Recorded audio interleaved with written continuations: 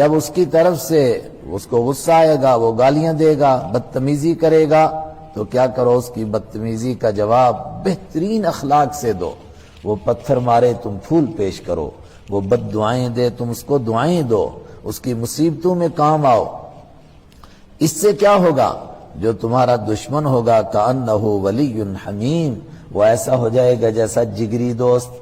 لیکن یہ کوئی آسان بات ہے کہ کوئی پتھر مارے اور آدمی اس کو آگے سے پھول برسائے؟ آسان کام نہیں ہے، دعوت کا تقاضا یہی ہے، لیکن ہے بڑا مشکل۔ کس کو ملے گا؟ وَمَا يُلَقَّاهَا إِلَّا الَّذِينَ صَبَرُوا، اور نہیں یہ بات نصیب ہوتی ہے مگر ان لوگوں کو جو ڈٹ گئے، صبر کیا۔ صبر کا کیا مطلب ہے؟ عام طور پر اردو میں صبر ہر زبان کا الگ لفظ ہوتا ہے، اس کا الگ معنی ہوتا ہے۔ اب ہماری زبان میں ایک لفظ ہے، اس کا ایک معنی ہے، عربی میں یہی معنی ہو یہ ضروری نہیں ہے۔ اردو میں صبر کا مطلب ہے ہار کو تسلیم کر لینا، 2 روٹی نہیں ملی جی ایک پر ہی صبر کر لیں گے، یہ عربی میں معنی نہیں ہے۔ عربی میں صبر کا معنی ہے ڈٹ جانا، اور ڈٹ جانے میں 3 باتیں ہیں، اور سارے صحابہ اور جتنے بھی آج تک تفسیر کرنے والے سب نے یہی بیان کیا، اس لیے پکا یاد رکھو۔ صبر کا مطلب نیکیاں کرنے پر ڈٹ جاؤ، کیسے بھی حالات ہو جائیں، ہم کو نماز پڑھنی ہے فرض ہے، چھوڑ نہیں سکتے کچھ بھی حالات پیش آئیں۔ اور 5 نمازیں ہیں، اور اس میں بھی جماعت واجب کے درجے میں ہے، گھر میں نماز نہیں ہو جائے گی، جب تک آدمی مسجد پہنچ سکتا ہے مسجد میں جائے۔ تو نیکی کرنے کے لیے ڈٹ جانا، نماز پڑھنے کے لیے، روزہ رکھنے کے لیے، زکوٰۃ دینے کے لیے، حج کرنے کے لیے، جتنے بھی نیکیوں کے کام ہیں وہ کرنے کے لیے ڈٹ جانا، یہ صبر ہے۔ دوسرا صبر، گناہوں سے بچنے کے لیے ڈٹنا۔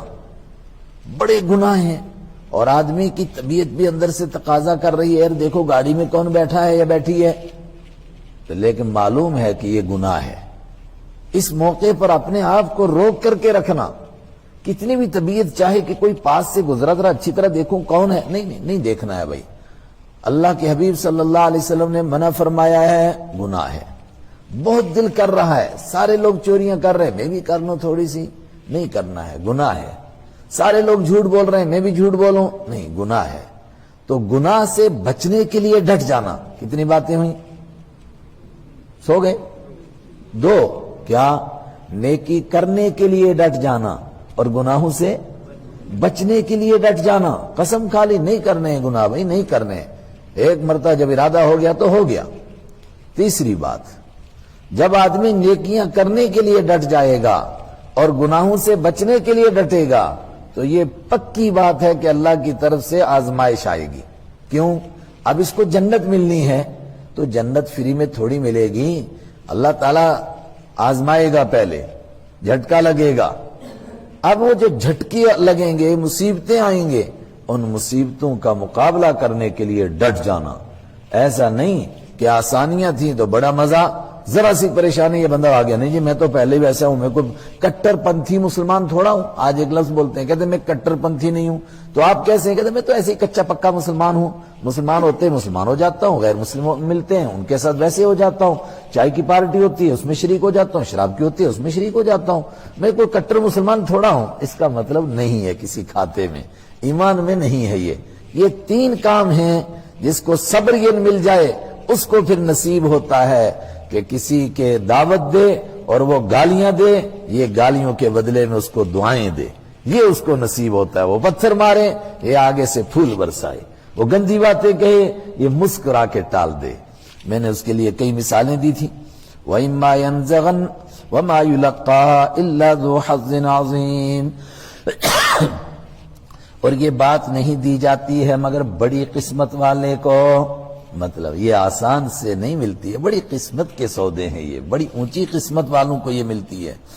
ایسے موقع پر شیطان بھی چپ نہیں بیٹھتا ہے، وہ فوراً آدمی کو غصہ دلائے گا، اور اس غصے میں وہ کہے گا میں اس کو ایسا کروں ویسا کروں، بلکہ اس غصے میں اس کو پتہ ہی نہیں چلتا کہ میں کون ہوں۔ بخاری میں حدیث ہے، 2 آدمی لڑ پڑے، ایک آدمی کا چہرہ سرخ ہو گیا، اور چہرہ ہی سرخ نہیں ہوا، احمرت وجہہ، چہرہ سرخ، اور اس کی یہ رگیں پھول گئیں گردن کی ایسے وقت میں۔ اور یہ کون آدمی تھا؟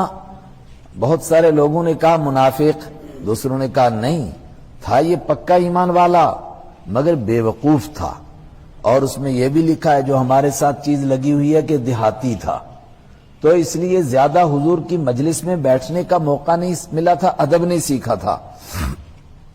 آپ نے فرمایا یہ جس کا چہرہ لال ہو گیا ہے، جس کو غصہ آ رہا ہے، اب غصہ آپس میں تھوڑی تو میں ہو گئی، اس کو بولو فاستعذ باللہ اعوذ باللہ من الشیطان الرجیم پڑھو۔ تو اس کو کہا صحابہ کرام نے کہ اعوذ باللہ من الشیطان الرجیم پڑھو، تو اس نے کہا حل انی مجنون، کیا میں دیوانہ ہوں، پاگل ہوں کہ میں اعوذ باللہ پڑھوں؟ یہاں کون سی اعوذ باللہ پڑھنے کی بات ہے؟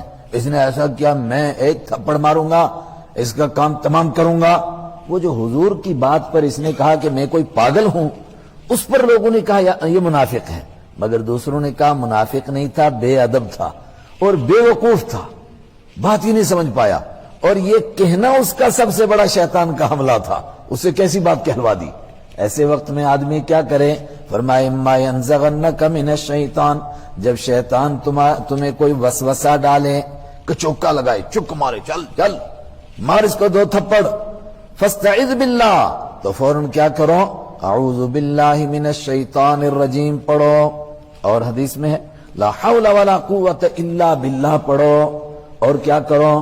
اپنی جو حالت ہے اس کو بدل دو۔ کیسے؟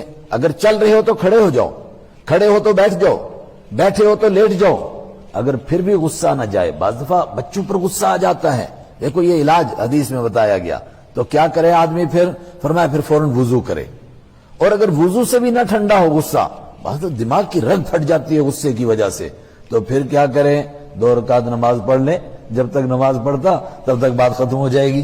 اللہ کے پیارے نبی صلی اللہ علیہ وسلم کس شان کو لے کر آئے اور امت کو کیا تعلیم دینا چاہتے تھے۔ میں نے آپ کو بتایا، اب کسی کی 2 بیویاں ہوں، ایک بیوی نے کھانا بھیجا اور دوسری نے یوں کر کے ہاتھ مارا، اس کا برتن ہی ٹوٹ گیا، تو کیا کہے گا گھر والا؟ ہائے ہائے، آپ نے کیا کیا؟ ایسی بات کی کہ دونوں کے دل موم ہو گئے۔ آپ نے سب سے پہلے تو روٹی اکٹھی کی، اور اکٹھی کر کے اس ٹائم وہی روٹی کھائی، اور فرمایا بڑے مزے کی روٹی بنی ہے۔ تو یہ تو ان کو جنہوں نے ایسے کرنے سے توڑا تھا تو ان کے لیے بڑی شرمندگی کی بات ہو گئی۔ اس کے بعد اس کے ٹوٹے ہوئے ٹھیکروں کو جمع کیا اور ان ٹھیکروں کو چاندی کی تار سے بنا، اور ان کے لیے کہا جنہوں نے بھیجا تھا، کہا ان کو کھانا بھیجو دوسرے برتن میں، اچھے برتن میں بھیجو، اور اچھا کھانا بھیجو ان کے لیے، بدلے میں انہوں نے تمہیں ہدیہ بھیجا، تم بھی ہدیہ بھیجو۔ اس کو چاندی کی تاروں سے ٹھیک کیا۔ جب ان کو پتا چلا ہوگا میرے کھانے کی اتنی قدر کی ہے، ان کا دل کتنا نرم ہو گیا۔ یہ طریقہ ہے۔ اور آدمی کو صرف غصہ آتا ہے، پھر غصے میں وہ کیا کیا کرتا ہے۔ اکثر تو بس ہمارے پاس دن میں کم سے کم 1 جوڑا تو آ جاتا ہے جی، غصے میں طلاق دے دی، بڑے پڑھے لکھے دونوں ماشاءاللہ، بڑے اونچی ڈگریاں والے، تو میرے پاس صبح پہنچے نماز سے بھی پہلے، دونوں میاں بیوی۔ میں نے کہا کیا ہوا؟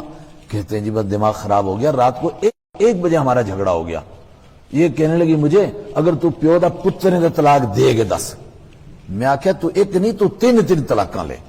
میں نے کہا یار تیرا کیا دماغ؟ کہتے بس پتہ ہی نہیں چلا، پاگل ہو گئے۔ میں نے کہا تو وکیل ہے، اتنا بڑا لائر ہے، تجھے اپنا پتہ نہیں، اگر غصے میں دوسرے کو چاقو مارے گا تو جرم تو چڑھ جائے گا۔ کہتا جی بس جو ہونا تھا وہ ہو گیا، مجھے بتاؤ کرنا کیا ہے۔ ہائے ہائے، زندگیاں برباد ہو گئی اس غصے سے۔ فاستعذ باللہ، کیا کرو؟ اعوذ باللہ من الشیطان الرجیم پڑھو۔